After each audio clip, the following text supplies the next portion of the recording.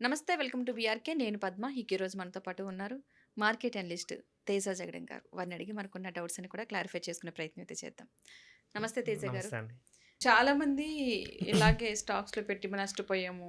హ్మ్. ఇందులో పెట్టి నష్టపోయాం అంటే వీళ్ళు పెట్టింది డైరెక్ట్ స్టాక్స్‌లో కాదు. ఆ! వీళ్ళ మధ్యలో థర్డ్ పార్టీకి ఇవ్వడం వల్ల ఎగ్జాక్ట్‌లీ. ఇలాంటి నష్టాలొస్తున్నాయి. బట్ అవునండి. వాళ్ళు ఎక్కడ నష్టపోయారన్నది క్లారిటీగా వాళ్ళకి అర్థం కావట్లేదు. అవునవును. డైరెక్ట్ వాళ్ళు పెట్టి హ్మ్. నష్టపోతే అది నేను రాంగ్‌గా చేశానని అనుకోవచ్చు. హ్మ్. థర్డ్ పార్టీ ఎంటర్ అవ్వడం వల్ల అవునవును. వీళ్ళు పెట్టిందంతా వాళ్ళ అకౌంట్‌కి వెళ్తుంది. అది ఒకటుంది. ఇంకొకటి మార్కెట్‌లో ఒకటుందనమాట. 90% ఇన్వెస్టర్స్ మార్కెట్‌లో మనీ లూజ్ అవుతున్నారు. అది హ్మ్. నిజమే. ఎందుకంటే ఒక కొత్త ఇన్వెస్టర్ ఒకడొస్తాడు. ఆప్షన్ ట్రేడింగ్ అంటాడు. వాళ్ళకి ఆప్షన్ గురించి తెలీదసలు బేసిక్‌గా. అసలు తెలీదు. ఆప్షన్స్ ఏందో తెలీదనమాట. నువ్వు పెట్టిన 15,000 పెడితే 15,000 పోయే స్కోప్ ఉంది. హ్మ్. ఆప్షన్ ఎక్స్‌పైరీ ఉంటుంది. హుహు. ఈళ్ళు ఎక్స్‌పైరీ దాకా వెయిట్ చేస్తారనమాట. ఏముంది రేపు రేపు అమ్ముకోవచ్చు, ఎల్లుండి అమ్ముతాం వెయిట్ చేస్తారు. ఆప్షన్ ఎక్స్‌పైరీ అయిపోతే జీరో అయిపోతుంది తెలీదు ఆళ్ళకి. అవును. అండ్ ఇంకొకటి ఏందంటే ఇంట్రాడే చేస్తారనమాట. హుహు.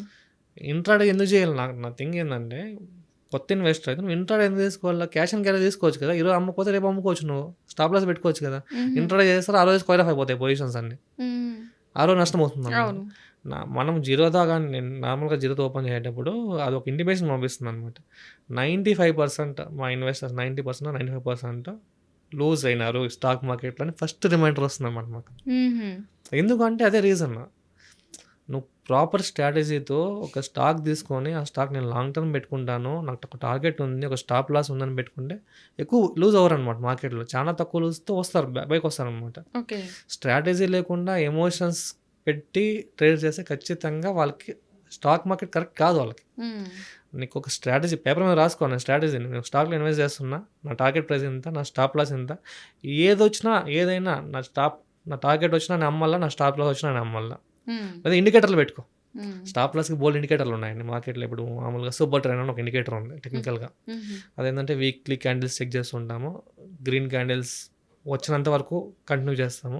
ఎప్పుడైతే రెడ్ క్యాండిల్ ఫార్మ్ అవుతుందో అప్పుడు అమ్మేస్తామనమాట. హుహు. సూపర్ ట్రెండ్ అని ఒకటి ఉంది. మూవింగ్ యావరేజెస్ ఒకటి ఉంది. మనం డిస్కస్ చేసినట్లు డిఫరెంట్ జోన్స్ ఉంటాయి మూవింగ్ యావరేజెస్. లైక్ ఎగ్జాంపుల్ చెప్తున్నాం. For example 200 day moving average పెట్టుకున్నాం. 50 డే మూవింగ్ యావరేజ్ పెట్టుకున్నాం.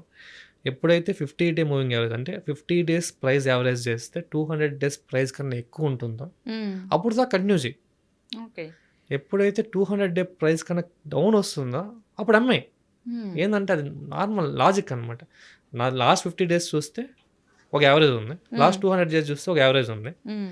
50 డే 200 డే కన్నా ఎక్కువ ఉందనుకోండి, ఖచ్చితంగా స్టాక్ మొమెంటమ్ చూపిస్తుంది. హైలోనే నడుస్తుందనమాట. అవును. ఎప్పుడైతే కిందకి వస్తుందంటే అప్పుడు అబ్బాయి దీంట్లో ఏదో ప్రాబ్లమ్ ఉంది కిందకి వస్తుందనే ఉద్దేశంతో అమ్మేస్తామనమాట. హ్మ్. ఇట్లా మార్కెట్‌లో చాలా స్ట్రాటజీలు ఉన్నాయి. ఏవి స్ట్రాటజీ అని ఇవన్నీ ఉన్నాయన్నమాట. స్టాప్ లాస్ మనం డిఫైన్ చేసుకోవచ్చు. హ్మ్. స్టాప్ లాస్ ప్రాపర్‌గా డిఫైన్ చేసుకుంటేనే స్టాక్ మార్కెట్ అనమాట.